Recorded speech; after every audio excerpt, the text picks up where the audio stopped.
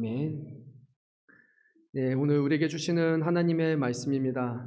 지난 시간에 저희가 선교 보고를 하면서 말씀을 이렇게 끝냈어요. 그래서 말씀을 조금 더 연결해서 오늘 10장까지 이어가고자 합니다.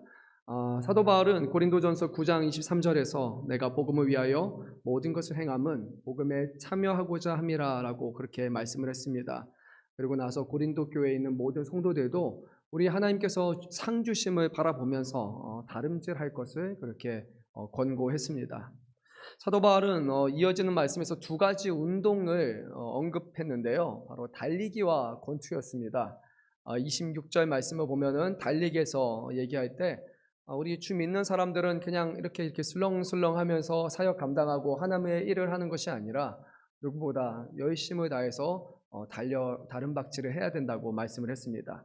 근데 다른 박질할 때 향방 없는 다른 박질이 아니라 정확한 목표를 가지고서 우리는 그 결승점을 향해 달려가는 것, 이것이 믿는 사람들의 그런 자세라고 말합니다.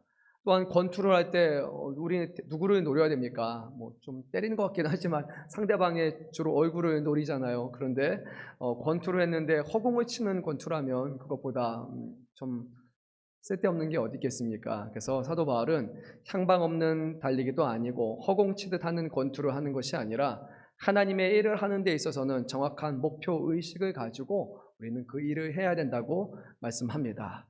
사랑하는 성도 여러분, 그러면 여러분께 묻습니다. 여러분은 신앙생활 하는 데 있어서 정확한 목표 의식을 갖고 있으십니까? 하나님을 향해서 하나님의 기뻐하시는 일을 함에 있어서 우리 하나님께서 상 주심을 믿으며 정말 경주자가 달려가는 것처럼 또 상대방에게 정확한 주먹을 날리는 그런 권투 선수처럼 우리는 그런 목표 의식을 가지고 우리는 이 일을 하고 있습니까? 그게 아니라면 우리는 마음속에 이것을 해야겠다, 또 이것을 통해 하나님께 영광을 드려야겠다, 또 하나님이 기쁨되기 원합니다라는 이런 말은 그냥 우리가 늘상 삶 가운데 하지만 그것을 진정으로 바라고 원하고 소망하고 우리의 삶을, 우리의 인생을 거기에 드리는 사람이 아니라 그냥 편안하고 즐겁고 그냥 힘들지 않은 그런, 이 땅이 어떻게 보면 평탄한 삶을 소망하는 그런 모습으로 우리가 계속해서 전락할 수가 있습니다. 하나님의 일을 하는 것에 있어서 사도 바울이 어떤 각오를 가지고 했는지 우리 한번 말씀을 한 절 앞으로 가서요, 27절 말씀을 9장 27절 말씀을 우리가 한 목소리로 읽도록 하겠습니다. 내가 내 몸을 쳐 복종하게 함은 내가 남에게 전파한 후에 자신이 도리어 버림을 당할까 두려워함이로다. 사도 바울은 이렇게 말했습니다. 내가 열심히 사역을 하는데, 다른 사람에게 복음을 다 전파했는데, 일은 잘했는데 결국에 내가 하나님 앞에 온전하지 못해서 하나님이 정말 열심히 헌신하는 사도 바울인 나조차도 하나님이 버리실까 내가 염려해서 나의 모든 삶, 내 인생을 다 하나님 앞에 육신을 쳐서 복종시키며 주님 앞에 헌신을 다하겠다라고 그렇게 고백을 합니다. 정말 하나님이 사도 바울을 버리실까요? 그렇지 않잖아요. 그럼에도 불구하고 사도 바울은 그런 마음을 가지면서 이 사역을 감당했다는 것이에요. 그래서 우리가 이 말씀을 통해서 생각해 볼 수 있는 두 가지가 있는데, 앞서 말씀드렸던 것처럼 목표의식이라는 겁니다. 그리스도인들은 단순히 그냥 모여서 예배하는 것으로 끝나지 않습니다. 우리는 모여서 예배하고 흩어지는 묵별이 되어서 우리는 세상을 밝히는 일을 해야 됩니다. 늘 우리가 말해요. 세상의 빛이다, 세상의 소금이다 라고 말하는데 이거 그냥 듣기 좋은 그런 말이 아닙니다. 우리가 세상의 빛이 되려면 빛을 발해야지 빛이 되는 거예요. 빛인데 꺼져 있는 빛이 어찌 진짜 빛이겠습니까? 그리고 맛을 내야 되는 소금인데 예수님의 맛을 내고, 그리고 하나님이 기뻐하시는 맛을 내야 되는데 그 맛을 내지 않고 세상의 맛에 그냥 동화되어 살아간다면, 그러면 우리는 어찌 세상의 빛과 소금이라고 말할 수 있습니까? 우리는 이 일에 있어서 정말 하나님의 부르시고 보내신 소명이 있다는 것을 우리는 믿으며 그렇게 사도 바울과 같이 달려가고, 그리고 허공에 주먹질을 하는 것이 아니라 정확한 목표를 향해서 우리는 나아가야 합니다. 이것은 영의 일에 있어서 그리고 우리의 육신의 일에 있어서 모두 다 동일한 것입니다. 우리는 먹고 마시는 게 주를 위해서 모든 것을 행해야 하는 사람이기 때문이에요. 하나님의 일에 있어서 분명한 목적이 있어야 됩니다. 개인의 신앙, 우리의 신앙의 성장과 성숙함, 우리는 이것을 바라보면서 가야 되는 거예요. 어제와 오늘, 아니 10년 지난 후가 우리의 신앙의 수준이 동일하다면 그거는 잘못된 거잖아요. 학교에서도 10년을 공부하면 반드시 거기서 배워야 되는 게 있고 성장해야 될 텐데, 하물며 그리스도 안에서 우리가 택하심 받아서 교회 안에서 신앙생활 하면서 하나님을 알아가는 만큼 이 10년이라는 시간만큼 10년이라고 우리가 가정한다면요. 하나님을 알아가는 그 지식에 있어서도 10년이라는 시간 동안 더 많이 성장해야 되고 그리스도를 닮는 전인격적인 삶에 있어서도 그만큼 우리는 변화가 이루어야 될 것이고요. 그리고 하나님께서 우리의 삶 가운데 역사하심 또한 그 시간만큼 더욱더 성숙해지고 더 많은 열매를 맺으며 살아가야 되는 것은 너무나 당연한 것입니다. 그게 일어나지 않는다면 정말 하나님이 우리와 함께 하신다고 우리는 어찌 얘기할 수 있습니까? 하나님을 믿고 살아가는 사람에게 하나님이 무능력하신 분이 아니라 반드시 하나님이 함께 하신다라는 그런 삶의 변화가 있어야 하는 거예요. 열매 맺는 삶은 당연한 것입니다. 열매 맺지 않는 나무는 그 가지가 잘라져서 버려져서 태워질 뿐입니다. 주님은 열매 맺지 않는 그런 가지를 계속해서 가만히 내버려 두시는 분이 아닙니다. 반드시 가지는 열매를 맺어야 됩니다. 그것이 하나님이 우리를 참포도나무이신 주님에게 접붙임 받은 가지로 우리를 세워주신 그 목적입니다. 우리는 너무나 신앙생활하면서 어쩌면 너무 편안하게 말하기도 하는 것 아닙니까? 가령 우리가 모든 것이 은혜라고 말할 때 맞죠? 모든 것이 은혜입니다. 하지만 정말 은혜란 열심히 수고하고 열심히 땀을 흘려보고 내가 할 수 있는 만큼 최선을 다해본 사람이 이것이 은혜라고 말할 수 있는 거예요. 내가 열심히 최선 다했음에도 불구하고 여전히 내 능력은 부족하고 역부족이고 여전히 최선 다했는데도 그 결과에 대한 미래에 대한 확신이 없을 때 그때 하나님이 우리를 끌어주시고 우리를 붙들어주시고 변화시켜 주실 때 마지막까지 다 전력질전해서 모든 것을 쏟아본 사람만이 내 힘으로는 불가능했고 정말 하나님의 이끄심이었고 하나님의 은혜라고 얘기할 수 있는 거예요. 내가 대충 해서 근데 적당히 뛰었더니 하나님이 좋게 해주셔서 은혜가 아니라 내 모든 것으로 불가능하지만 하나님이 도와주셔서 가능하게 하셨다라는 것이 진정한 은혜가 아니겠습니까? 사랑하는 성도 여러분, 사도 바울이 말한 것처럼요, 우리의 삶, 우리의 인생, 우리에게 주신 모든 것을 통해서 정말 하나님 앞에 열매 맺고 하나님을 기쁘시게 하는 다름박질하고 이렇게 달려나가는 저와 여러분 되시기를 간절히 소망합니다. 그런 삶을 살아갈 때 우리는 정말로 주 안에서 기뻐하고 감사하며 소망을 품으며 살아갈 수 있습니다. 사도 바울은 자신의 삶에 대해서 이제 간증을 한 후에 이제 고린도 교회에게 그 관심을 두면서 그들에게 권면의 말씀을 이제 전합니다. 1절에서 5절까지 말씀은 이제 구약의 이스라엘 백성들의 겪었던 삶을 사도 바울이 언급하면서 이것을 당시의 고린도 교회의 상황과 연결시켜서 그렇게 말씀을 하는 겁니다.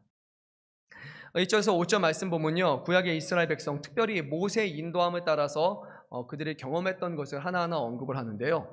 1절에서 2절 말씀은 홍해를 건너는 것에 대해서 말씀하고 3절에서 4절 말씀은 하나님이 주시는 신령한 음식인 만나와 또 그 반석에서 물을 공급하여 주시는 것에 대해서 그렇게 말씀을 합니다. 하나님께서 이스라엘 백성을 출애굽하시고 그들과 함께 하시며 그들을 도우시고 모든 필요한 것들을 채우셨던 그런 경험을 하게 하셨죠. 근데 우리가 잘 아는 대로 여기는 아주 큰 반전이 하나 있습니다. 무엇입니까? 결국 이스라엘의 출애굽 1세대들은 다 어떻게 됩니까? 광야에서 모두 다 죽게 됩니다. 여호수아 갈렙이라는 두 사람만을 제외하고 나머지는 다 거기서 멸망하고 맙니다.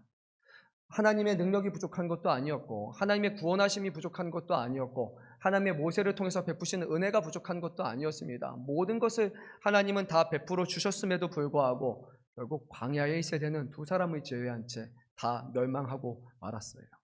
사도 바울은 이것을 지금 고린도 교회 상황과 연결시켜서 말씀하는 거예요. 지금 고린도 교회에도 하나님의 베푸신 은혜가 충만하고 모든 것을 다 하나님이 주셨지만 너희가 정확한 목표 의식을 가지고 하나님이 기뻐하시는 뜻을 분별해서 살아가지 않는다면 출애굽한 이스라엘 백성들이 멸망한 것 같이 고린도 교회 안에서도 구원받고 하나님 앞에 마지막까지 설 자가 몇 명 없다라는 말씀입니다. 앞서서 말씀드린 1절에서 5절까지의 말씀을 보면요, 이런 표현을 사용을 합니다.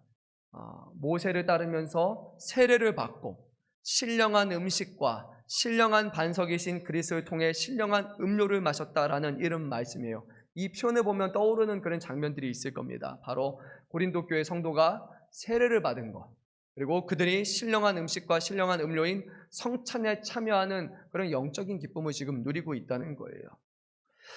뿐만 아니라 1절에서 4절까지 반복되는 표현이 있는데 여러분 한번 말씀을 자세히 보십시오. 그리고 귀로도 잘 들어보십시오. 다 구름 아래에 있고 다 구름과 바다에서 세례를 받고 다 같은 신령한 음식을 먹으며 다 같은 신령한 음료를 마셨으니 라고 그렇게 말합니다. 몇 명이라고요? 다라는 거예요. 출애굽한 이스라엘 백성은 한 사람도 예외 없이 다 이 일에 결국 참여했다라는 거예요. 다 세례를 받은 것과 같다. 다 성찬에 참여한 것 같다. 그런데 5절 말씀을 보니까 뭐라고 말합니까? 그러나 그들의 다수가 멸망을 받았다고 말씀합니다. 고린도 교회도 다 세례받은 성도들이었고 다 성찬에 참여하는 사람들이에요. 예수님의 죽으심과 부활에 참여하는 놀라운 성도들이었지만 그들이 하나님이 기뻐하시는 삶을 살지 않는다면 그들 중에 다수는 멸망하고 오직 소수만이 하나님 앞에 구원을 받을 것이라는 아주 두려운 말씀을 지금 전하고 있습니다. 사랑하는 성도 여러분, 그렇다면 우리는 어떨까요? 우리는 다를까요? 아니면 우리도 동일할까요? 우리가 값없이 구원을 받지 않았습니까? 예수 그리스도를 통해서 값없이 구원 받았어요. 우리는 이 구원의 은혜를 감사하며 살아가고 있어요. 우리는 세례를 받았고요. 우리도 성찬에 참여한 사람이 되었습니다. 그런데 만약에 우리가 이 구원받은 사람으로 하나님이 기뻐하시는 일을 행하지 않는다면 과연 우리는 구원받았고 끝까지 구원받은 사람이라고 확신할 수 있습니까? 구원받았다는 것이 과연 무슨 의미입니까? 하나님과 우리 사이가 화목하게 되었다는 것이고 그리고 이제 더 나아가 하늘과 땅의 모든 권세를 아버지 하나님께서 아들 되시는 예수 그리스도께 다 위임하셨기 때문에 이제는 예수 그리스도가 이 땅의 주인이시고 모든 교회의 머리가 되시고 저와 여러분 우리의 주인이시라는 것을 성경은 분명히 말씀하고 있어요. 즉 예수 그리스도의 주재권을 인정하면서 그분의 기뻐하시는 뜻에 순종하며 살아가는 것이 바로 이 구원받은 사람들이 날마다 고백해야 하는 것입니다. 사랑하는 성도 여러분, 그리고 부족한 저, 우리는 정말 예수님의 주재권을 인정하고 있습니까? 예수님이 주인 되심을 여러분 진심으로 인정하고 고백하며 살아가고 있습니까? 예수님의 통치에 순종하며 살아가는 그런 구원의 삶을 우리는 누리고 있습니까? 말로는 예수님이 주인이십니다. 우리의 구세주이십니다. 우리는 종에 불과합니다. 근데 말로 하는 것은 아무런 의미가 없습니다. 주님의 다스리심을 삶 가운데 인정하는 사람만이 그분의 자녀가 되고 그분의 백성이 되는 겁니다. 우리는 구원받았습니다. 예수님이 나의 주인이십니다라고 말은 할 수 있지만 주님은 주여 주여 하는 자마다 다 구원받는 자가 아니라고 말씀하실 수도 있습니다. 정말 그분의 통치에 순종하며 하나님의 뜻대로 살아가는 사람만이 내가 그를 아노라라고 말씀하실 것입니다. 어쩌면 이 자리에 있는 누군가는요, 하나님과 상관없는, 예수님과 상관없는 자기 확신적인 구원을 의존하면서 살아가는 성도가 이 자리에 있을 수도 있어요. 평생을 교회에서 수고하면서 열심히 신앙생활하면서 봉사하며 섬긴 결과가 예수 그리스도 안에서 주시는 구원과 하늘의 상급이 아니라 우리에게 예비된 마지막 종국이 하나님과의 영원한 단절 속에서 하나님의 진노 속에서 살아야 되는 그런 심판이라면 그것보다 불쌍한 인생이 과연 어디 있겠습니까? 차라리 그냥 세상에서 하고 싶은 거 다 하다가 그냥 그렇게 멸망을 당하면 물론 좋지는 않지만 그래도 나는 하고 싶은 거 다 했다라고 얘기할 수 있을 거예요. 근데 이도 아니고 저도 아닌 것보다 가장 불쌍한 게 아닙니까? 열심히 교회에서 드려야 될 예배는 다 드리고 해야 될 봉사와 의무와 섬김은 다 했지만 정작 원받지 못한 사람으로 평생을 반은 세상에 반은 하나님께 이렇게 걸치며 살아가다가 마지막 때 심판대 앞에서 주님이 모른다라고 말씀하시는 것보다 불쌍한 인생이 과연 어디 있을까요? 오늘 여러분에게 두렵게 하기 위해서 말씀하는 것이 아니라 혹여라도 오늘 성경이 말씀하는 것 같이 다 구원을 받았다고 생각하고 다 성찬에 참여하고 다 세례를 받았다고 말하고 자신하는 고린도 교회 성도들 가운데 멸망을 당한 사람이 있는 것처럼 어쩌면 우리 금천 양문교회, 어쩌면 이 지역에 있는 수많은 교회 가운데는 하나님 앞에 구원받지 못해 멸망을 향해 가는 성도들이 있음을 우리는 기억하면서 지금 우리의 삶, 우리의 신앙에 대해서 영적 교만을 버리고 하나님 앞에 더욱더 굳건히 살아야 됨을 우리는 깨우쳐야 합니다. 사랑하는 성도 여러분, 오늘 사도 바울은 고린도 9장 27절에서 이렇게 말했습니다. 제가 다시 한번 말씀드립니다. 내가 남에게 전파한 후에 자신이 도리어 버림을 당할까 두려워함이로다. 이 말씀은 우리의 마음속에 새겨야 합니다. 구원의 확신이 없어서가 아니라 우리는 구원받은 사람이라면 하나님 앞에 더 온전히 살아가기 위해서 이 말씀을 우리의 마음 가운데 새겨야 할 것이고, 구원의 확신이 없는 사람이라면 그 누구보다 내가 하나님 앞에 버림을 당할까 두려워하며 내 구원의 문제를 놓고 우리는 심각하게 생각하며 살아가야 됩니다. 하나님의 기뻐하신 뜻을 쫓고 우리의 연약함을 주 앞에 맡기며 그분의 인도하심을 구하지 않고서는 우리는 구원받은 사람으로 하루도 살아갈 수 없습니다. 우리 한번 본문의 6절 말씀을 한 목소리로 읽도록 하겠습니다. 이러한 일은 우리의 본보기가 되어 우리로 하여금 그들이 악을 즐겨한 것 같이 즐겨하는 자가 되지 않게 하려 함이니. 아멘. 사도 바울은요, 이제 이스라엘 백성이 했던 과거의 4가지 사례를 언급하면서 그들이 하나님 앞에서 얼마나 죄악된 삶을 살았고 하나님은 그때마다 이스라엘 백성들을 얼마나 강하게 심판하셨는지에 대해서 이제 말씀을 합니다. 근데 이 말씀을 시작하면서 이렇게 언급을 합니다. 악을 즐겨한 것 같이 악을 즐겨하는 자가 되지 않게 하렵니다 라고 그렇게 말해요. 근데 여기서 즐겨하다라는 표현이 2번이 반복이 됐는데 원래 이 즐겨하다라는 정확한 의미는 에피데미아라고 해서 이것은 욕망을 뜻하는 거예요. 내 욕망 가운데 내가 죄를 범했다라는 그런 표현입니다. 그러니까 내가 즐겨하다가 내 육신의 욕망 아니면 내 마음의 욕망을 따라서 내가 살아간 결과가 결국 악이었고 하나님은 그것을 심판하셨다는 거예요. 다른 말로 하면 우리 모든 성도들을 향해서 절대로 우리는 우리의 육신과 우리의 마음의 욕망을 따라서 살아서는 안 된다는 겁니다. 그 결과는 명확한 하나님의 심판이 놓여있기 때문이에요. 우리는 욕심이 아니라 우리의 욕망이 아니라 하나님이 기뻐하시는 뜻을 분별하고 하나님의 영광을 위해서 살아가는 것이 바로 성도들이 지향해야 하는 그런 명확한 삶입니다. 우리 한번 7절부터 10절까지 말씀도 읽도록 하겠습니다. 그들 가운데 어떤 사람들과 같이 너희는 우상 숭배하는 자가 되지 말라. 기록된 바 백성이 앉아서 먹고 마시며 일어나서 뛰논다함과 같으니라.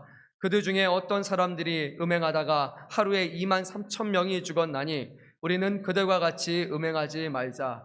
그들 가운데 어떤 사람이 주를 시험하다가 뱀에게 멸망하였나니 우리는 그들과 같이 시험하지 말자. 그들 가운데 어떤 사람들이 원망하다가 멸망시키는 자에게 멸망하였나니 너희는 그들과 같이 원망하지 말라. 아멘. 아마 여러분 머릿속에 떠오르는 그런 장면들이 있을 것입니다. 첫 번째 말씀하는 우상 숭배하는 자가 되지 말라라는 그 말씀은요, 우리가 잘 아는 너무나 유명한 금송아지 사건에 대한 말씀입니다. 그 당시 이스라엘 백성이 이제 모세가 하나님의 말씀을 받으러 계명을 받으러 갈 때 모세의 부재 가운데 이제 자기를 위한 신을 요청을 했고 그리고 아론의 핏줄에서 결국 금송아지를 거기에 만들고 맙니다. 그리고 나서 이제 출애굽기 32장 6절 말씀을 보면요, 그 앞에서 이들이 한 행위를 이렇게 묘사합니다. 제가 말씀을 읽습니다. 이튿날에 그들이 일찍이 일어나 번제를 드리며 화목제를 드리고 백성이 앉아서 먹고 마시며 일어나서 뛰놀더라. 그것이 바로 송아지 앞에서, 금송아지 앞에서 이스라엘 백성이 했던 그런 행위입니다. 하나님 앞에 드려야 될 번제와 화목제를 드리는 것이 아니라 그들은 우상을 만들어 놓고 이것이 우리가 섬겨야 될 신이다, 우리에게 만족을 주는 신이다 라고 여기면서 거기서 했던 일은 먹고 마시며 뛰노는 것이었어요.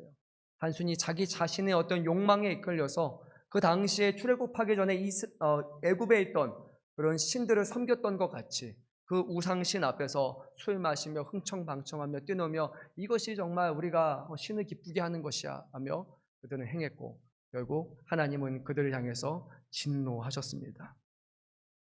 이것이 바로 우상 숭배입니다. 우상 숭배란 하나님이 아닌 다른 신을 우리가 스스로 정해놓고 우리의 마음에 따라 우리의 기뻐하는 뜻에 따라 그것을 섬기는 것이 우상 숭배예요.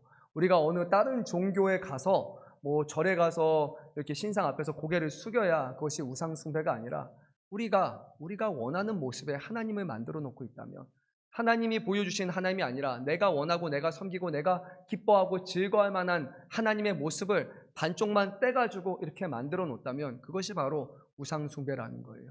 하나님이 하시는 말씀에는 귀담아 듣지 않고 내가 하나님 앞에서 하고 싶은 행동만 하는 것 자체가 이 우상 숭배의 본질이에요. 그래서 결국 이 우상 숭배는 우리의 욕심과 욕망의 결과물입니다. 두 번째 사건은 부올 사건이라고 알려져 있습니다. 이 민수기 오늘 본문을 보면 23,000명, 민수기 본문에는 24,000명이 결국 죽게 되죠. 이방의 여인들이 와가지고 우리와 함께 가자고 하고 이 바알을 신에 대해서 제사를 같이 하자고 할 때 그들이 쫓아가게 됐고, 거기서 성적인 음행을 범했고, 별거 아닌 것 같지만 오늘 성경에 그냥 쏙 넘어가는 것처럼 보이지만 23,000명, 24,000명이라는 숫자는 그렇게 적은 숫자는 아닙니다. 이 자리에 계신 분 숫자가 몇 백이나 되겠습니까? 23,000, 4,000이 하나님의 심판을 받아서 그 자리에 주었다면요, 그것은 얼마나 두려운 순간입니까? 근데 하나님은요, 그 음행하는 자에게 그들의 생명을 제거하심으로 말미암아 그들의 마음 가운데 있는 어떤 잘못된 욕심과 욕망을 제거하시고 이스라엘 백성이 하나님 앞에 온전히 서게 하기 위해서, 그들의 악한 영향력을 받지 않게 하기 위해서 서슴없이 심판을 베푸시는 분입니다. 하나님이 창조하시고 하나님의 만드신 자녀들을 칼로 도려내듯이 잘라서 도려내서 그들을 심판하고 버리는 것이 하나님께 있어서 과연 편안한 일이었겠습니까? 자녀를 가지신 분 아니잖아요. 우리의 자녀 한 명이 말 안 들어서 거기다 혼내는 거, 가끔 정말 너무 말 안 들으면 체벌을 하게 되겠죠. 근데 거기다 놓고 이렇게 한 대 이렇게 톡 치는 것만 해도 내가 이 조그만 애들 정말 체벌하는 게 맞아? 라고 할 만큼 우리 마음에 얼마나 불편함이 오는데요. 근데 하물며 그 하나님의 자녀들을 하나님이 직접 애굽에서 인도하여 내서 구원해서 하나님의 제사장 나라고 거룩한 백성으로 삼으려는 이 백성들을 자신의 손으로 심판해야 되는 그 하나님의 마음에 대해서 우리는 과연 생각해 보셨습니까?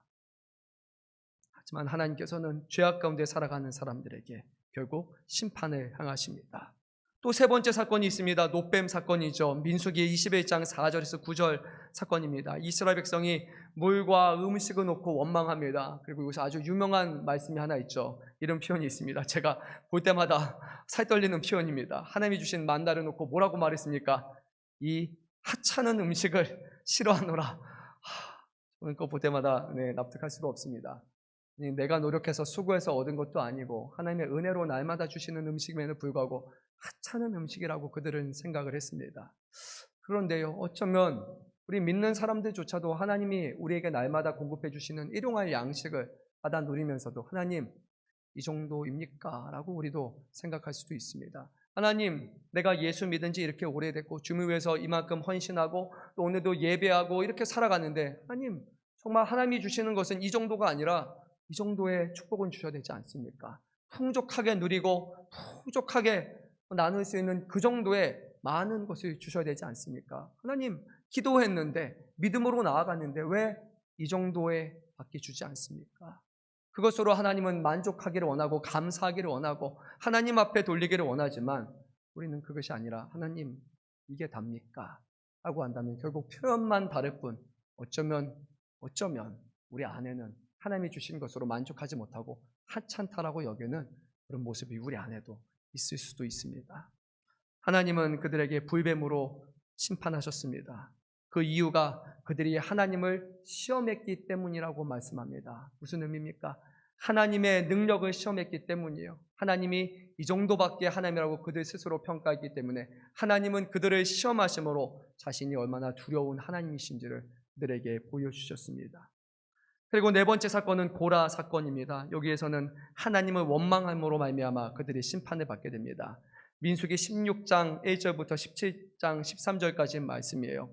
하나님께서 모세와 아론을 세우셨고 그들을 지도자와 그리고 하나님을 섬기는 대제사장으로 삼으셨지만 고라와 다단과 아비람 그리고 온이 결국 당을 지었고, 왜 이들만 하나님 앞에 특별한 권한을 받아서 하나님 앞에 섬기는 사람입니까? 우리는 뭐 부족합니까? 그리고 하나님이 세우신 그 리더십에 대해서 그들이 반기를 들죠. 뿐만 아니라 이스라엘 자손의 총회에서 택함받은 사람들 가운데 거기서 좀 이름이 있는 사람, 지휘관들 250명에게 다가가서 그들에게 같이 자신의 반기를 들도록 그들이 속삭입니다. 결국 이들은 하나님 앞에 심판을 당하게 됩니다. 놀라운 일이 하나 일어나죠. 땅에 갑자기 지진이 나서 이들을 삼켜버립니다. 주도했던 사람을 삼켜버리고, 그리고 가담했던 250명에게는 하나님의 불이 임해서 그 자리에서 그들이 다 죽고 맙니다. 하나님이 세우신 것, 그것으로 감사하고 만족하지 못하고 하나님의 주신 그 리더십에 대해서 인정하지 못하고, 그러고 나서 원망하며 왜 이거밖에 안 됩니까? 이 정도의 사람을 세웠습니까? 라고 하나님 앞에 원망을 할 때 하나님은 그곳에서 하나님을 인정하지 않는 자에게 결국 심판을 행하십니다. 다시 한번 정리해서 말씀드립니다. 4가지입니다. 우상 숭배, 음행, 시험, 원망이라는 4가지 부분이에요. 사도 바울은 고린도 교회의 모습을 보면서 그들 안에 이 4가지의 문제가 있다라는 것을 전하고 있는 거예요. 이 땅에는 수많은 교회들이 있지만 어쩌면 대부분의 교회 안에는 여전히 하나님이 아닌 다른 신을 섬기고자 하는, 우리가 원하는 신을 만들고자 하는 우상 숭배와, 그리고 하나님 앞에 음행을 범하는, 행위로서가 아니라 어쩌면 우리의 마음으로서 음행하는 모습이 있을 수도 있고, 하나님을 우리의 삶 가운데 인정하지 않고 하나님을 시험하고자 하는 그런 모습이 여전히 구원받았다고 고백하는 성도와 교회 가운데 있을 수 있고, 그리고 하나님 앞에 원망하며 살아가는 그런 교회와 성도가 있을 수도 있습니다. 혹여라도 그런 모습이 우리 안에 있다면 이것은 하나님 앞에 심판을 받게 되는 아주 위험하고 무서운 죄임을 우리가 자각하고 하나님 앞에 회개하며 나아가야 됩니다. 우리 한번 6절 11절 말씀을 읽도록 하겠습니다. 6절 11절입니다. 이러한 일은 우리의 본보기가 되어 우리로 하여금 그들이 악을 즐겨한 것 같이 즐겨하는 자가 되지 않게 하려 함이니, 그들에게 일어난 일은 본보기가 되고 또 말세를 만난 우리를 깨우치기 위하여 기록되었느니라. 아멘. 구약의 성경의 내용이 그냥 단순히 그들이 이것을 했다라는 것을 어떤 역사적인 자료로 끝나는 것이 아니라 누구를 위함입니까? 우리입니다. 저와 여러분을 위함이에요. 우리에게 본보기로 주시는 말씀입니다. 그들이 이렇게 했던 것에 심판받았던 것을 돌아보면서 우리는 그것이 본보기가 되어 반면교사가 되어서 우리의 삶을 돌아보고 내가 혹여라도 이런 유혹과 죄악 가운데 살아가고 있지 않는지 우리는 날마다 그것을 붙들어야 됩니다. 그리고 그렇게 살아가는 사람이야말로 사도 바울이 11절 끝에 말하는 것 같이 말세를 만난 우리가 깨우치며 살아가는 거예요. 마지막 때를 살아가는 성도잖아요. 우리가 그 가운데 날마다 주님으로 말씀으로 깨우침 받기 위해서 이 모든 말씀이 저와 여러분을 위해서 주어졌다라는 것입니다. 그리고 오늘 사도 바울은 이렇게 우리에게 결론적으로 말을 합니다. 우리 한번 12절 말씀을 읽도록 하겠습니다. 그런즉 선줄로 생각하는 자는 넘어질까 조심하라. 여러분 이 말씀 아마 들으셨으면요 평생 머리 어딘가에는 기억이 남을 겁니다. 선줄로 생각하는 자는 넘어질까 조심하라. 그것은 교회에게 하는 말씀이었습니다.